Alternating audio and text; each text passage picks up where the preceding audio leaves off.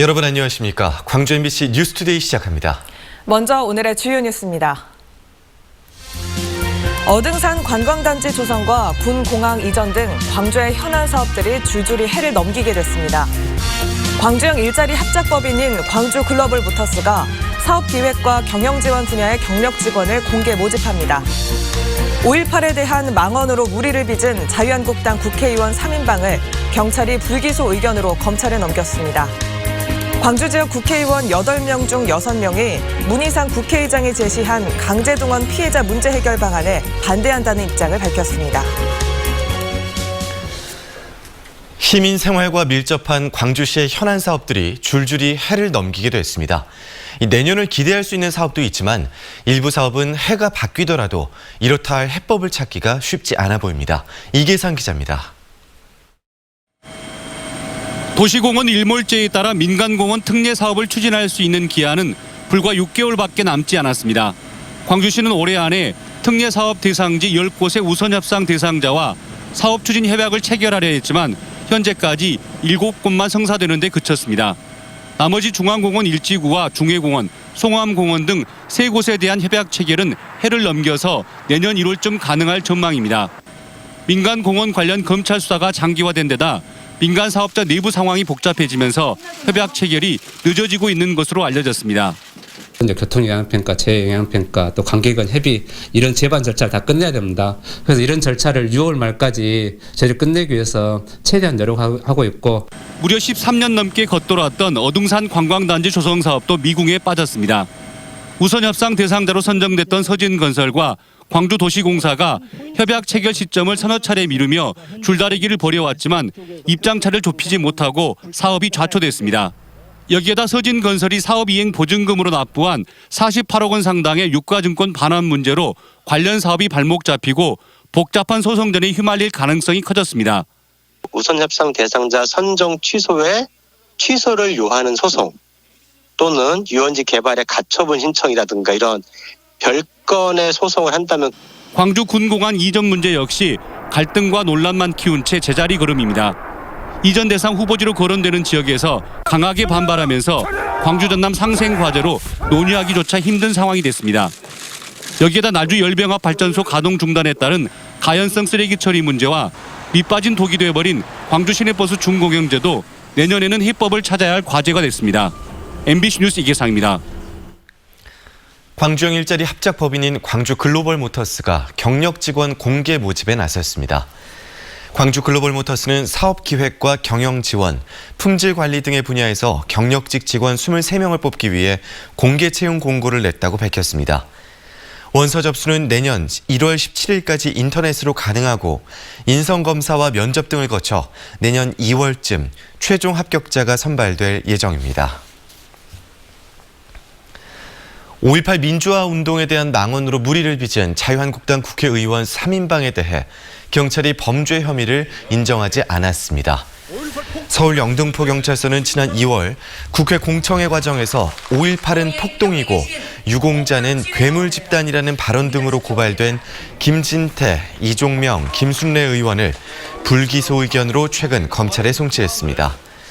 경찰은 국회의원이 직무상 한 발언에 대해서는 면책 특권이 있기 때문에 처벌할 수 없다고 밝혔습니다. 2019년의 마지막 날인 오늘 추위가 찾아왔습니다. 기온이 큰 폭으로 낮아졌는데요. 오늘 아침 광주의 기온은 영하 2.7도로 어제보다 8도가량 더 낮게 출발했고요. 한낮 기온은 1도 안팎에 그치면서 어제보다 10도 이상 낮은 기온을 보이겠습니다. 그 밖에 전남 지역 곳곳에서도 어제에 비해 기온이 10도 이상 뚝 떨어지면서 곳곳에 한파주의보도 발효 중입니다. 설상 가상으로 서해안 지역을 중심으로는 강풍주의보도 발효 중인 가운데 오늘 찬바람도 매우 강하게 불 것으로 예상됩니다. 이렇게 특보가 내려질 만큼 오늘은 어제에 비해서 날이 많이 추우니까요. 매우 따뜻한 옷차림하고 나오셔야겠습니다. 오전까지는 눈발도 이어집니다. 현재 레이더 영상 보시면 우리 지역에 눈구름대가 머물러 있는 모습을 확인할 수 있는데요. 오늘 오전 9시까지 서해안을 중심으로 1cm 안팎의 적설이 예상되고요. 그 밖에 광주와 전남 일부 지역에서도 눈발이 날리는 곳이 있겠습니다. 날씨 정보였습니다. 올 한 해 주요 현안들을 정리해보는 광주 MBC의 연말 기획 시리즈. 그 첫 번째 순서는 공정입니다. 공정한 사회를 만들겠다며 출범한 문재인 정부지만 조국 전 법무부 장관의 자녀 입시 비리부터 우리 지역에서 발생한 채용 특혜 의혹까지 공정하지 않은 사회 시스템에 청년들은 분노하고 국민들은 실망했습니다. 남궁욱 기자의 보도입니다. 지난 2016년 공정경쟁에 대해 강연을 한 조국 전 법무부 장관. 흑수저, 금수저 같은 수저로운 이야기를 하며 공정경쟁을 할 수 없게 계급화된 사회를 비판했습니다. 흑수저가 아무리 노력을 해도 이까지 가기가 힘들게 구조화되어 있다는 것이죠. 그러니까 청년들이 좌절을 하고 화를 내고 헬조선이라고 부르고 하는 거죠. 이제 재공론화가 됐다. 신분제가 부활했다.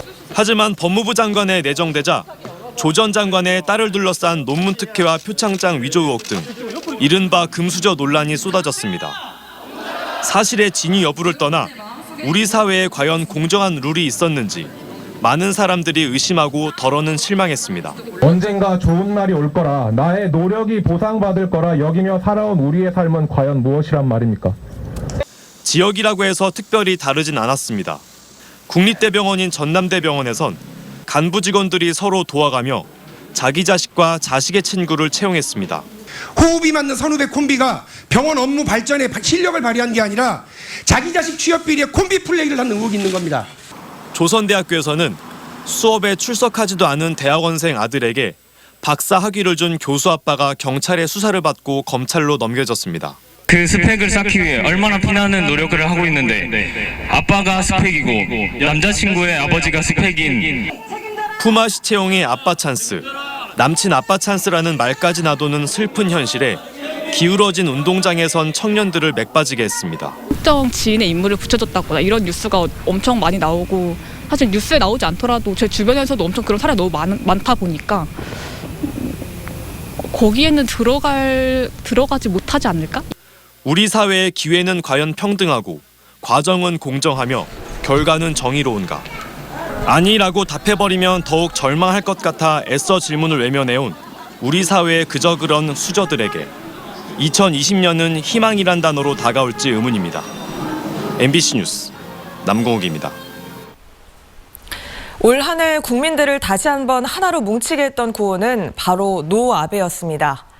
강제동원 피해자에 대한 우리 대법원의 배상 판결에 일본 정부가 경제 보복으로 나서자 일본 제품 불매 운동이 들불처럼 번졌습니다.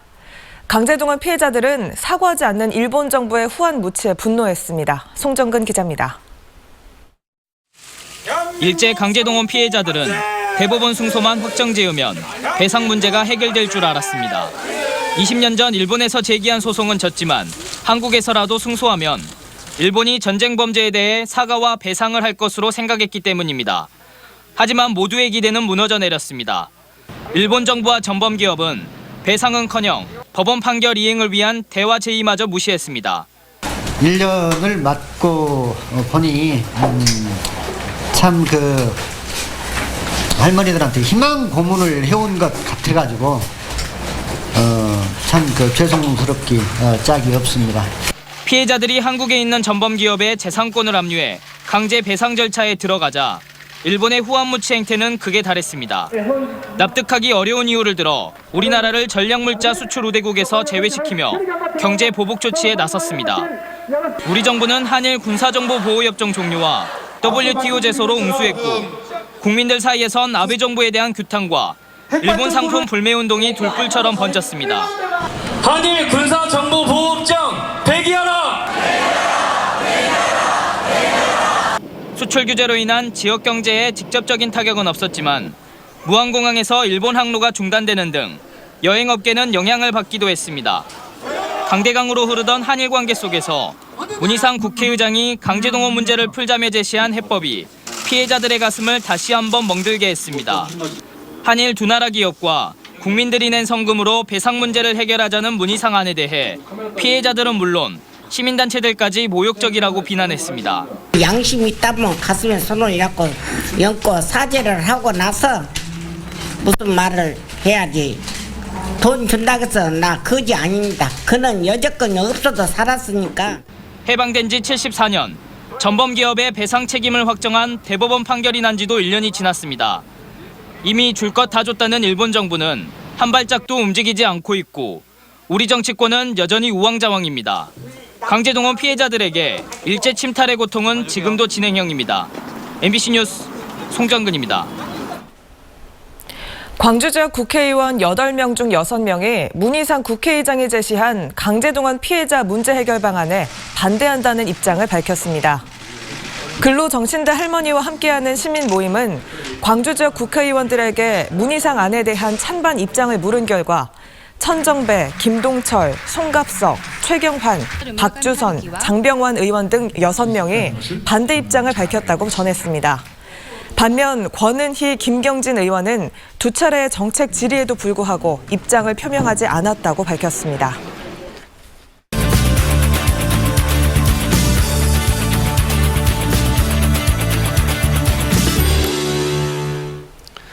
내년부터 12.16 부동산 대책이 본격적으로 시행이 됩니다. 투기 수요를 억제하기 위한 정책이 핵심인데요. 거래 질서를 바로잡기 위한 제도의 변화도 눈에 띕니다. 좀 더 자세한 내용과 내년 광주 부동산 시장 전망 살펴보겠습니다. 사랑방 부동산 최현웅 팀장 나와 계십니다. 안녕하십니까? 네, 안녕하세요. 네, 안녕하십니까? 내년부터 부동산 세제나 제도들이 많이 바뀌지 않습니까? 특히 내년 상반기에 주목할 만한 변화 어떤 것들이 있을까요? 네, 우선 비싼 주택에 대한 규제가 강화됩니다. 1월 1일부터 실거래가 9억 원을 초과하는 주택을 양도할 시 장기 보유 특별 공제 혜택을 받으려면 2년 이상 공주해야 하는 조항이 새로 생기고 종합부동산세도 오를 예정입니다. 네. 또 6억 원에서 9억 원 사이 주택을 구매할 시 내야 하는 취득세도 개편됩니다. 이로 인해 7억 5천만 원 이상의 주택을 초과하는 주택을 구매할 경우에는 지금보다 더 많은 취득세를 내야 할 것으로 예상됩니다. 거래 질서를 바로잡기 위한 제도도 시행됩니다.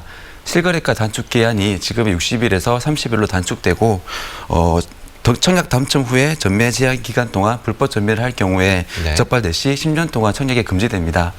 마지막으로 도시공원 일몰제가 7월부터 시행됩니다. 광주에 또 9개 공원이 그 대상이며 이 지역의 민간공원 특례 사업으로 새로운 아파트들이 분양을 시작할 것으로 보입니다.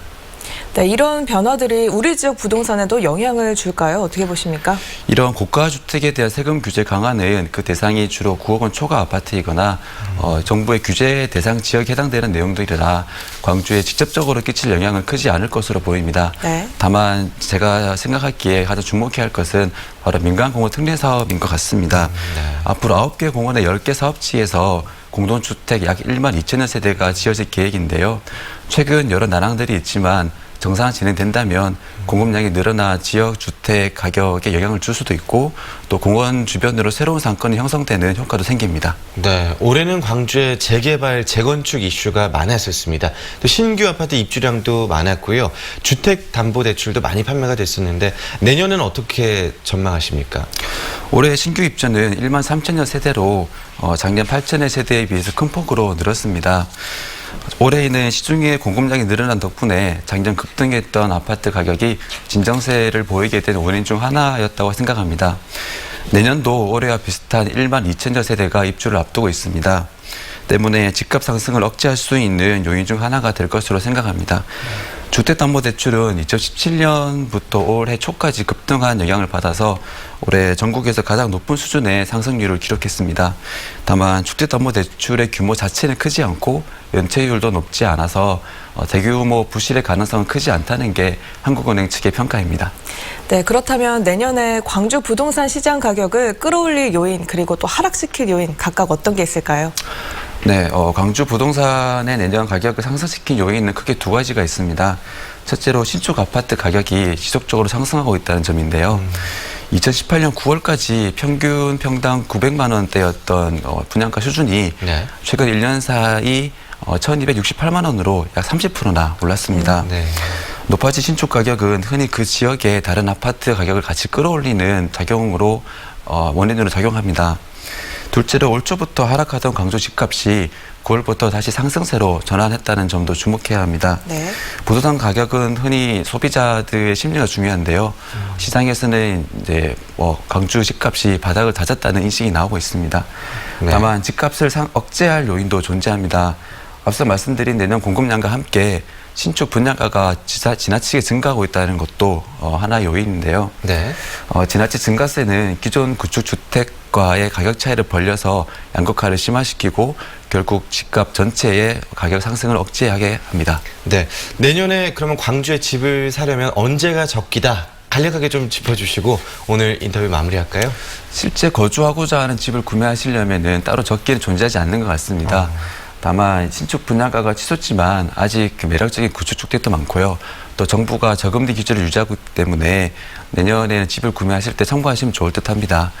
또 한 가지 드릴 수 있는 팁은 관심 있는 지역의 아파트를 보실 때 그 지역에서 가장 인기 있거나 비싼 아파트의 가격 추이 혹은 매물 추이를 한번 살펴보시라는 것입니다. 흔히 그런 아파트들은 이제 주변 집값을 선도하는 경향이 강하거든요. 네.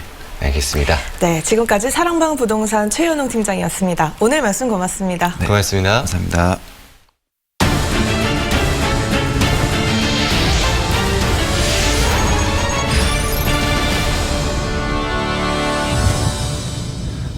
어젯밤 10시 50분쯤 광주 광산구 산월동 보훈병원 앞 도로에서 45살 노모 씨가 몰던 승용차가 신호 대기 중이던 승용차 등 차량 5대를 잇따라 들이받아 노 씨 등 4명이 다쳐 병원으로 옮겨졌습니다. 경찰은 노 씨가 면허 취소 수치에 해당하는 음주 상태였다며 노 씨를 상대로 정확한 경위를 조사하고 있습니다. 육군 제31보병사단이 여자 화장실에 몰래카메라를 설치한 혐의로 예비군 동대장 A씨를 조사하고 있습니다. A 동대장은 지난 25일 새벽 1시 반쯤 광산구 모 행정복지센터 여자 화장실에 몰래카메라를 설치한 혐의를 받고 있습니다. 31사단은 센터 직원의 신고로 몰래카메라가 발견됐다며 A 동대장을 상대로 몰카를 설치한 이유와 피해 상황 등을 조사하고 있다고 말했습니다. 어제 오후 2시 45분쯤 광주 북구 오룡동에 있는 광주과학기술원 신소재공학동에서 황산을 담은 용기가 깨져 학생 3명이 손과 팔 등에 가벼운 부상을 입고 병원으로 옮겨졌습니다. 소방당국은 제독 작업을 벌였고 경찰은 황산이 담긴 병을 버리던 중에 학생들이 용기를 떨어뜨린 것으로 보고 정확한 사고 원인을 조사하고 있습니다. 한비던전 안전성 논란과 여수산단 유해물질 측정 조작이 올해 광주 전남 10대 환경뉴스에 선정됐습니다. 광주와 전남 환경운동연합은 올해 광주 전남 지역의 가장 중요한 환경 문제로 한비던전 안전성 논란을 뽑은 데 이어 여수산단 기업들의 유해물질 측정값 조작 문제도 10대 뉴스 중에 하나로 꼽았습니다. 또 포스코 광양제철소 폭발 사고와 환경오염 사고도 주요 뉴스 중에 하나로 선정했습니다. 전남대병원 청소 노동자들이 용역회사의 갑질과 부정 비리 의혹을 제기하며 노동자들을 직접 고용할 것을 요구했습니다. 전국보건의료노조 광주전남 지부는 어제 전남대병원에서 집회를 열고 전남대병원 청소 용역회사가 조합원들을 특근해서 배제하는 등 차별과 갑질을 일삼고 있다고 주장했습니다. 또 용역회사가 청소용품을 가족회사로부터 지급받는 등 부정을 저지르고 있다며 재발을 막기 위해 청소 노동자들을 직접 고용할 것을 병원 측에 촉구했습니다.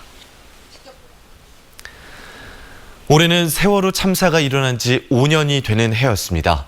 아직도 풀리지 않은 의혹들에 대해 진상규명을 요구하는 목소리가 여전히 높은데요. 경찰이 세월호 특별수사단을 출범시키면서 진실이 규명될 수 있을지 주목됩니다. 김윤 기자의 보도입니다. 세월호 선체는 인양됐지만 세월호의 진실은 여전히 수면 아래에 가라앉아 있습니다.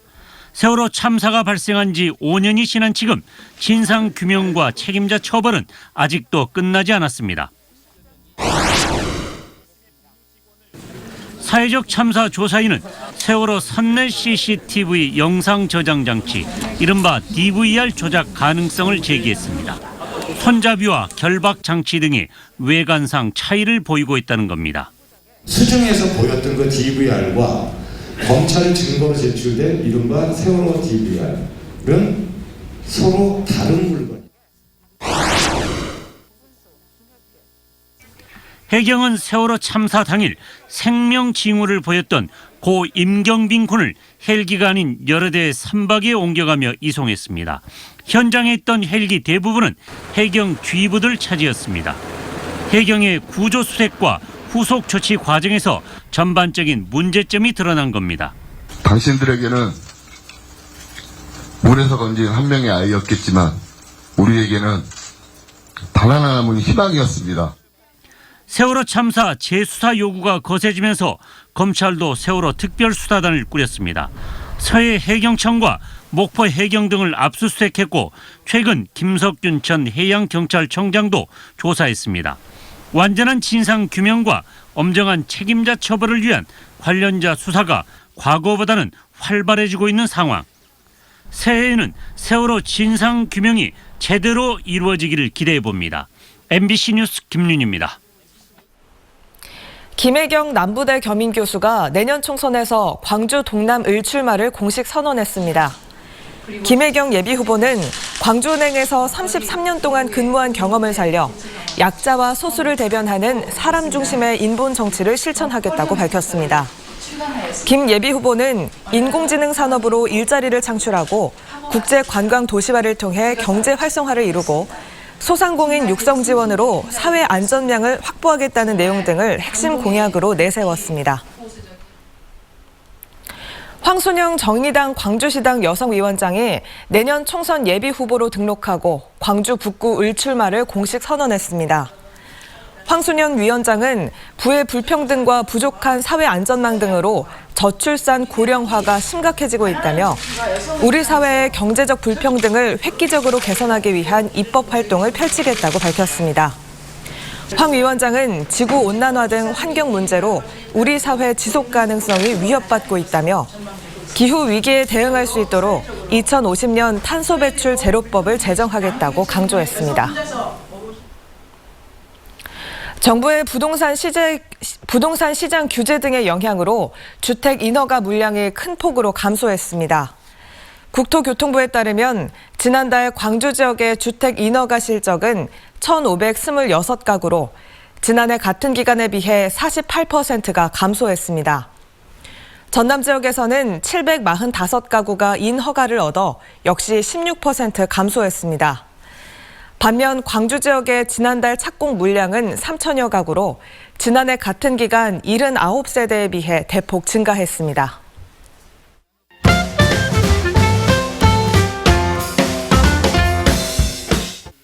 새해 첫날 광주 곳곳에서 떡국 나눔 등 해돋이 행사가 열립니다. 북구는 오전 6시부터 8시 30분까지 무등산장과 매곡산 입구, 군항봉, 한세봉, 삼각산에서 떡국과 커피를 나누고요. 동구와 남구는 오전 6시 30분부터 금당산에서 풍물패 공연과 드론 축하 비행 등을 진행합니다. 서구는 금당산 인공폭포 광장에서 오전 7시부터 2시간 동안, 광산구는 등산로 입구인 광주여대 주차장에서 오전 5시부터 떡국과 음료를 제공합니다. 온라인으로 농식품을 홍보, 판매하려는 분들은 한국농수산식품유통공사 AT의 스마트 스튜디오와 네이버 파트너스퀘어 광주를 기억하는 게 좋겠습니다. 스마트 스튜디오는 전문가들의 도움을 받아 비교적 저렴하게 콘텐츠를 만들 수 있는데요. AT 누리집에서 언제든 신청할 수 있습니다. 네이버 파트너스퀘어 광주는 온라인 판로 개척을 지원하고 실시간 요리 방송을 할 수 있는 식기와 스튜디오를 대여합니다. 예술로 국경을 넘는 코리아 유라시아 로드런 공연이 오늘 오후 5시 양림동 양림오거리에서 열립니다. 더 많은 시민들과 함께하기 위해 마지막 공연을 야외 공연으로 기획했다는데요. 내년에는 영남 예술가들과 함께하겠다고 밝혔습니다. 오늘 공연에서는 어쿠스틱 밴드 바닥 프로젝트, 파페라 밴드 빅맨싱어즈와 김원중이 무대에 오릅니다. 민화와 레고를 접목시켜 색다른 즐거움을 선사하는 전시가 오늘까지 동구 예술공간 집에서 열립니다. 민화는 예로부터 대중의 삶과 가까이 있었던 예술이었는데요. 남녀노소 누구나 좋아하는 레고를 민화로 표현해 인간의 욕망과 꿈을 그려냅니다.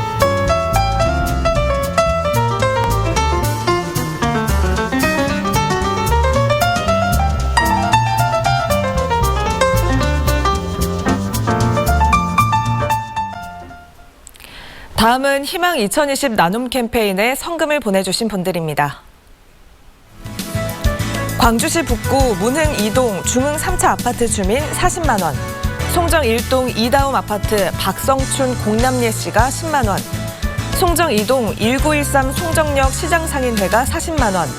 계림동 동성 철물상사 남장희 대표가 100만 원. 광주 서진여자고등학교 학생회가 30만 원. 광주시 서구 상무대로 실리침대가 10만 원. 화순군 능주면 광사리 주민이 10만 원. 한농 종묘 농약사 송열호 대표가 5만 원. 관영리 주민이 30만 원. 원지리 주민이 39만 원. 만인 1위 주민이 6만 원. 번영 회원들이 10만 원. 농업회사 법인 포프리 김회수 대표가 50만 원. 잠정 1, 2 주민이 29만 원. 샛별 미용실 김연자 대표가 5만 원. 고향사랑 주부 모임 제1기생들이 10만 원. 배감교회 정수연 목사가 10만 원. 화순읍 만성전력 장성규 대표가 10만 원. 장성군 북이면 사가 3리 주민이 15만 원. 사가 4리 주민이 10만 원. 신평 1, 2 주민이 5만 원. 신평 1위 주민이 15만 원. 신평 전원마을 주민이 20만 원. 달성 1위 주민이 7만 원. 배감 1, 2 주민이 15만 원. 배감 1위 주민이 22만 원. 죽청 1위 주민이 10만 원. 만무 1, 2 주민이 12만 원 보내주셨습니다. 성금을 보내주신 분들께 감사드립니다. 올해 마지막 날인 오늘 추위가 찾아왔습니다. 오늘 아침 광주의 기온은 영하 3.3도로 어제보다 9도가량 더 낮게 시작했고요. 한낮 기온은 1도 안팎에 그치면서 어제보다 무려 10도가량 낮은 기온을 보이겠습니다. 그 밖에 전남 지역 곳곳에서도 어제에 비해 기온이 10도가량 낮을 것으로 예상되면서 곳곳에 한파주의보가 발효 중이고요. 설상 가상으로 서해안 지역을 중심으로는 강풍주의보가 발효 중인 가운데 찬바람마저 매섭게 불겠습니다. 오늘 이렇게 특보가 내려질 만큼 어제에 비해 날이 매우 춥습니다. 따뜻한 옷차림하고 나오시기 바랍니다. 오전 쪽에는 눈발도 이어지겠습니다. 현재 레이더 영상 보시면 우리 지역 곳곳에 눈구름대가 머물러 있는 모습을 확인할 수 있는데요. 오늘 오전 9시까지 서해안 지역을 중심으로 1cm 안팎의 적설이 예상되고요. 그 밖에 광주와 전남 일부 지역에서도 눈발이 날리겠습니다. 교통안전에 주의하시기 바랍니다.